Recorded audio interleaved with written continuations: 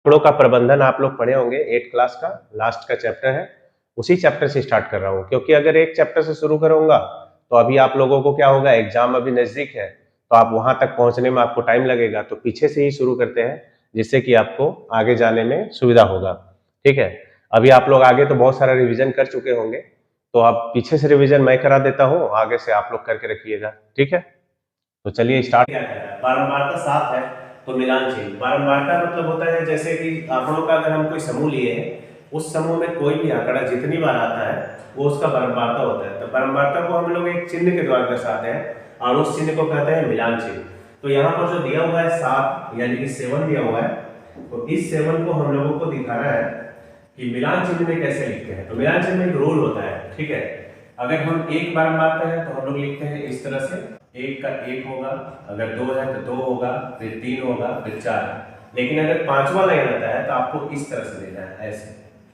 ठीक है, लेकिन आपके पास 7 है तो 5 लाइन ये और 2 लाइन ये, तो यही हो गया आपका 7 का। तो 1 नंबर का आंसर हो गया आपका इस तरह का होगा, तो आपका आंसर हो गया डी। दूसरा है, यदि बारंबारता 13 है तो टेली मार्क क्या है 2 नंबर में, तो 13 है तो ठीक उसी तरह ऐसे कर लेंगे हम लोग 5, फिर यहाँ 5, 10 और हो गया 3। तो देखिए कौन सा आंसर है आपका, 5, 5, 10, 3। ठीक है, ये हो गया 2 नंबर। तीसरा देखिए, तीसरा क्वेश्चन में कह रहा है मिलान चिन्ह। मिलान चिन्ह ये 5 और 2 गिनती करके बता रहा है कि किसको दर्शाता है। तो हम लोग ऐसे लिखेंगे 1, 2, 3, 4, 5 और ये 2, तो गिनती कर लेंगे 5 और 2 कितना हो गया 7। क्वेश्चन नंबर 4 में है मिलान चिन्ह, फिर कहता है ये किसकी बारंबारता है। तो पहले हम लोगों को लिख लेना है ऐसे 5 और उसके बाद है 4 लाइनिंग है, तो 5 और 4 हो जाता है 9। अब इसी तरह करके आप आगे भी समझ सकते हैं। देखिए 5, 5, 10 और 3 13, आंसर होगा 13। फिर कह रहा है मिलान चिन्ह, सेम वही सब क्वेश्चन है, तो एक एक करके हम लोग इसको समझते जाएंगे। देखते हैं कुछ नया क्वेश्चन। अब क्वेश्चन नंबर 7 देखिए, क्वेश्चन नंबर 7 किस टाइप का है।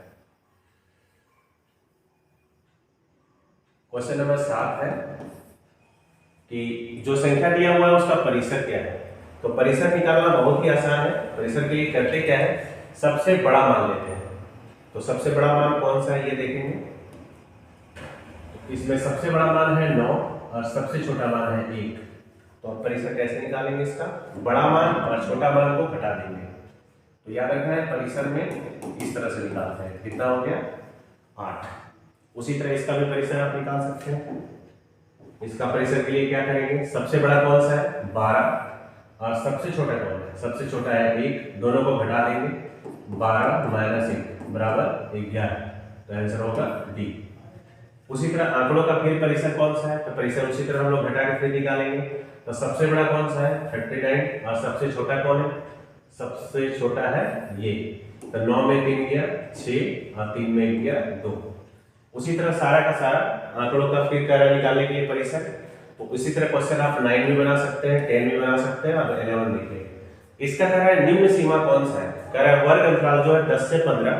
तो निम्न सीमा हम लोग किसको बोलते हैं, इस साइड वाले को, जो इस साइड होता है इस साइड जो होगा वो निम्न सीमा होगा। मेरा कहना है ये वाला, तो आंसर आपका ये होगा। इसमें भी निम्न सीमा कौन सा निकाल लेंगे, ये। ठीक है, इसी तरह अगर हम क्वेश्चन आगे चले तो क्वेश्चन होगा इसका लास्ट 13 नंबर। तो 13 नंबर में 10 और 15 की उच्च सीमा क्या है। इस बार इसको उच्च सीमा चुनना है इसमें, तो उच्च सीमा के लिए क्या करेंगे, उच्च सीमा बोलते हैं उस साइड वाले को, तो इसका आंसर होगा सी। ठीक है, तो अगला पेज अब देखते हैं। क्वेश्चन नंबर 14 देखिए क्या कह रहा है, जस्ट उसी तरह का क्वेश्चन है। जब भी हम लोग इसमें निकालते हैं, मतलब वर्ग अंतराल दिया हुआ रहेगा, ऊपरी सीमा निम्न सीमा। तो जब भी आपको कोई भी वर्ग अंतराल हो, जैसे कि अगर हम 10 से 15 लेते हैं, मान लिया जाए कि मेरे पास 10 से 15 एक वर्ग अंतराल है, तो इसमें आपको याद रखना है कि ये वाला लाइन और ये वाला लाइन, इस लाइन में हम लोग इसको बोलते हैं निम्न सीमा। ठीक है, इसको बोलते हैं निम्न सीमा। और इस साइड में जो भी अंक होगा वो कहलाता है उच्च सीमा या ऊपरी सीमा। बस, तो यहां से यहां तक का सवाल आपका बन जाएगा। ऊपर वाला भी बोलेगा उसी तरह। तो इसमें बताया जा रहा है कि ऊपरी सीमा कौन है, तो हमारे 20, 40 में कौन होगा ऊपरी सीमा, तो इसका ऊपरी सीमा हो जाएगा कौन सा, ये 40। आपका आंसर होगा ये बी नंबर। ठीक है, अब अगला क्वेश्चन है वर्ग चिन्ह से रिलेटेड। देखिए अगला क्वेश्चन यहाँ पर बताया जा रहा है कि वर्ग चिन्ह क्या है। तो वर्ग चिन्ह आपका देखिए क्वेश्चन आपका कहाँ से कहाँ तक वर्ग चिन्ह वाला है, ये 15, 16, 17, 18, ठीक है, 18, 19 भी, ये पूरा का पूरा वर्ग चिन्ह निकालने का फॉर्मूला है। तो अगर हम 15 नंबर बता देते हैं तो बाकी सब ये आप लोग घर से बना देंगे, मतलब होमवर्क टाइप का। तो चलिए इसको हम लोग देखते हैं इस सवाल को, वर्ग चिन्ह कैसे निकालते हैं। वर्ग चिन्ह का फॉर्मूला क्या होता है, देखिए अगर किसी भी चीज का वर्ग चिन्ह निकालना हो, किसी भी वर्ग अंतराल का, तो ऊपरी सीमा और निम्न सीमा को क्या करना है, जोड़ देना है, ठीक, और फिर भाग दे देना है कितना से, 2 से। ये सूत्र है, इसी सूत्र से आप इसको बना सकते हैं। तो हम लोग यही करेंगे, दोनों को जोड़ेंगे पहले। तो क्वेश्चन नंबर 16 देखिए कैसे बनता है। 16 में पहले वो दोनों को जोड़ दे रहे हैं, कौन कौन, ऊपरी सीमा और निम्न सीमा को, 20 और 25, भाग दे देना 2 से। तो 45/2, इसको भाग देंगे तो 22.5 होगा। तो देखिए कौन सा है 22.5, आपका आंसर हो जाएगा ये वाला, आपका आंसर ये है 22.5। बस इसी तरह आप लोग ये चारों बना लेंगे, इसी टाइप का सवाल है। चलिए अब आगे का सवाल देखते हैं क्या है। वर्ग अंतराल का मान,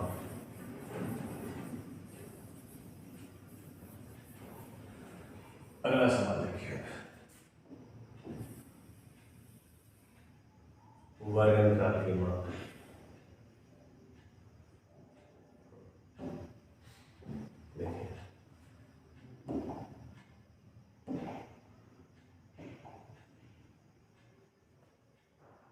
वर्ग अंतराल की माप यहाँ पे कह रहा है, वर्ग अंतराल जो है 10 से जो 20 है, ये 10 से 20 जो है,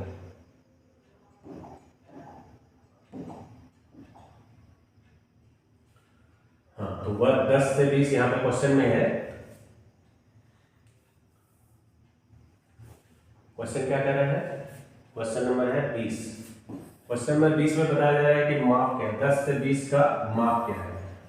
माप का मतलब होता है कि जो भी वर्ग अंतराल आपका है, जैसे 10 से 20 आप बोल रहे हैं ना, तो दोनों में एक रूल होता है, वर्ग अंतराल की माप निकालने का एक नियम होता है, सूत्र होता है।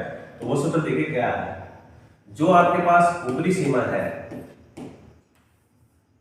जो भी वर्ग अंतराल है उसमें आप ऊपरी सीमा को ऊपरी सीमा में घटा देना है निम्न सीमा, ठीक है, बस आपका ये वर्ग अंतराल का माप निकल जाएगा। तो मेरे पास वर्ग अंतराल हुआ है 10 से 20, इसको क्या करना है, 20 से 10 घटा देना है, आंसर हो जाएगा आपका 10। तो आंसर कौन सा होगा, ये वाला, ठीक है।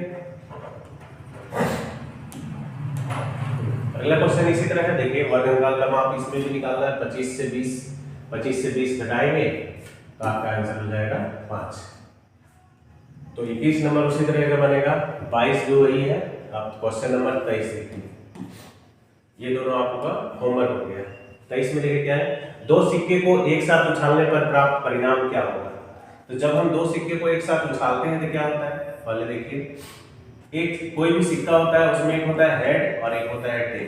तो अगर हम इन दोनों सिक्का को एक साथ उछालेंगे तो क्या होगा, या तो हेड आएगा परिणाम, या तो हेड टेल आएगा, या तो टेल टेल आएगा, या तो टेल हेड आएगा। यानी टोटल परिणाम कितना है, टोटल परिणाम आपका है 2, 3 और ये 4, यानी कुल परिणाम हो जाएगा 4। तो ऑप्शन आपका हो जाएगा ये। उसके बाद एक पासे को एक बार फेंकने पर प्राप्त परिणाम कितना होगा। तो किसी भी पासे को अगर हम फेंकते हैं, किसी भी पासे को अगर हम फेंकते हैं तो परिणाम क्या क्या होता है, किसी भी पासे को फेंकते हैं तो परिणाम क्या क्या निकलता है। पासा मतलब हो गया जो हम लोग गोटी, लूडो का गोटी जिसको बोलते हैं वो। तो इस तरह का पासा जो भी होता है तो इसमें परिणाम क्या होता है, 1, 2, 3, 4, 5 और 6। तो टोटल परिणाम कितने होते हैं, 6। इसलिए आपका आंसर हो जाएगा इसका ये क्वेश्चन नंबर 6 सी का। पाई चार्ट के लिए वृत्त के केंद्रीय कोण का मान कितना डिग्री होता है। तो पाई चार्ट के लिए वृत्त के केंद्रीय कोण का मान होता है 360 डिग्री, यानी आंसर होगा आपका ये वाला, ठीक है। चलिए अब अगले पेज पे चलते हैं। अगला क्वेश्चन है, आंकड़ों का निरूपण निम्न में से किसके द्वारा नहीं होता है। आंकड़ों का निरूपण कर रहा है किससे नहीं होता है। तो आयत चित्र से, दंड आलेख, द्विदंड आलेख, हम लोग ये सब आयत चित्र पढ़े हैं। दंड आलेख भी किताब में होता है, आप लोग पढ़े होंगे द्विदंड आलेख, लेकिन वर्ग चित्र की चर्चा नहीं होती, इसलिए आंसर ये नहीं होगा। और बहुत ही इंपॉर्टेंट क्वेश्चन है क्वेश्चन नंबर 26 जो है ना बहुत इंपॉर्टेंट है, बहुत ज्यादा। इसके बाद कह रहा है एक थैले में 4 नीली और 2 हरी एक 5 काली गेंदें हैं। थैले के अंदर बिना देखे एक गेंद निकाली जाती है, एक नीली गेंद प्राप्त करने के प्रयत्न। ये क्वेश्चन आपका 10th में भी है, तो इसलिए आप अच्छे से इस क्वेश्चन को ध्यान देके पढ़िएगा ताकि आपको प्रॉब्लम ना हो अगले क्लास में। देखिए बहुत आसान है इसको बनाने का तरीका, हम इसको बता रहे हैं आपको, अच्छे से समझिए और देखिए। सबसे पहले हम लोगों को देखना क्या है कि नीला नीला कितना है, तो नीला हम लोग देख रहे हैं कितना है। देखिए नीला है ये 4, हरा है कितना 2 और काला है कितना 5। और हम लोगों को कह रहा है क्या कि एक थैले से एक बिना देखे गेंद निकालना है जो नीला गेंद प्राप्त होने के प्रयत्न का। तो सबसे पहले इस तरह का सवाल जब भी हो तो पहले आप इसको जोड़िए, जितना है जोड़ दीजिए 4 2 और 5, 4 2 6 5 11 हो गया टोटल। और निकालना किसका ये देखिए, निकालना आप लोगों को क्या नीला गेंद का निकालना है। तो नीला कितना है, नीला है 4, तो 4 ले लेना है और 4 को और फिर 11 नीचे कर देना है पटा में। आंसर होगा 4/11, तो आंसर आपका हो जाएगा ए नंबर। 28 में क्या है कि जब एक पासे को फेंका जाता है तो सम संख्या प्राप्त करने की प्रक्रिया क्या होगी। तो देखिए जब एक पासा को फेंका जाता है तो जब हम पासा को फेंकते हैं तो होता है 1 2 3 फिर 4 5 6 ये अंक आते हैं। तो इसमें से क्या है कि हम लोगों को बताना क्या है, इसमें क्या है कि बताना है कि सम संख्या कौन कौन है। सम संख्या आपका हो गया 2 4 और 6। इस तरह के परिणाम कितने होंगे, 3 परिणाम हो गया। तो टोटल परिणाम हम लोग देख रहे हैं कि इसमें टोटल परिणाम होता है 6 और आया कितना 3 सम संख्या वाला। हम लोगों को प्रायिकता निकालना है, तो 3 बटे हो जाएगा 6, 3 का 3 3 गुना 6, तो आंसर हो जाएगा 1/2। तो आंसर कौन सा होगा, ये वाला। ठीक, इस क्वेश्चन में क्या करना है, नीचे दिए गए आयतक्षेत्र में कितने विद्यार्थी की लंबाई 140 सेंटीमीटर तक है। तो 140 किस लाइन तक है, इस लाइन तक, माने इसके आगे हमको ले जाना है। इससे आगे जाएंगे तो ये लेंगे, नहीं तो फिर ये वाला तीनों ले लेंगे। तो हो जाएगा 8 जोड़ 10 और फिर 14, 14 8 22 और 10 32, आंसर होगा आपका 32। तो आंसर नंबर होगा इसका डी। ठीक है, क्वेश्चन नंबर 29। एक कॉलोनी में 160 परिवार के सर्वे में बच्चों की संख्या निम्नलिखित गणनालेख में दिखाया गया है। कितने परिवार में बच्चों की संख्या 2 है। तो बच्चों की संख्या हम लोग देख रहे हैं कि 2 वाला परिवार कौन सा है, 70। तो आपका आंसर हो जाएगा ये 70। ठीक है,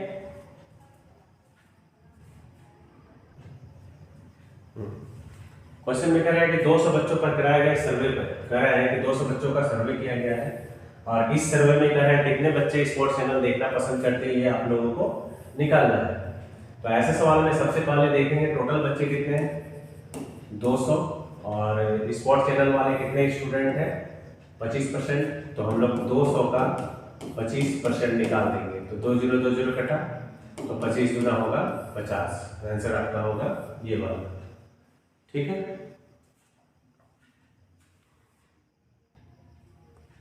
अगला क्वेश्चन है क्वेश्चन नंबर 32। संलग्न पाई चार्ट में यदि लड्डू की बिक्री में 900 रुपए की आमदनी होती है तो कुल आमदनी बताना है कितना है।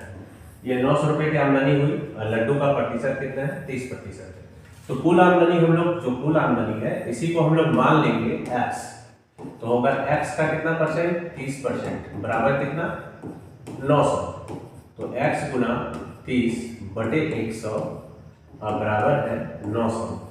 तो 0 0 कटा, 3 से कटा देंगे 30 बार बाय 1, तो x बराबर हो जाएगा 30 गुना 100, तो आंसर हो जाएगा 3000। ये आपका आंसर हो गया सी। ठीक है, अगला क्वेश्चन है संलग्न पाई चार्ट में पूरे माह का एक परिवार विभिन्न मदों में व्यय एवं उसकी बचत प्रतिशत में है।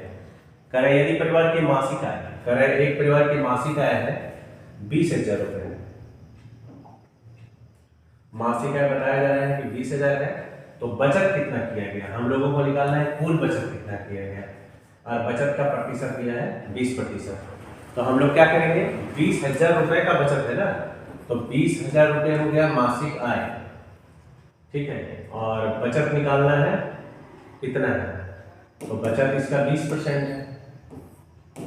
तो हम लोग इसको 2 0 कटा देंगे, तो 2 दूनी 4 और 3 0, आंसर होगा 4000। ठीक है, अगला क्वेश्चन है दिए गए x का मान बताइए यदि वृत्त को 6 बराबर भागों में बांटा गया है। तो वृत्त को कह रहा है कि 6 बराबर भाग में 1 2 3 4 5 और 6। तो हम लोग जानते हैं कि वृत्त पर जो टोटल कोण बनता है, ये कोण जो होता है वो 360 डिग्री का होता है, और ये हम लोगों को निकालना है कि x का वैल्यू कितना है। तो टोटल 6 भाग है, तो 6 से हम लोग भाग दे देंगे, तो हो जाएगा कितना डिग्री, 60 डिग्री। आंसर आपका होगा ये डी नंबर।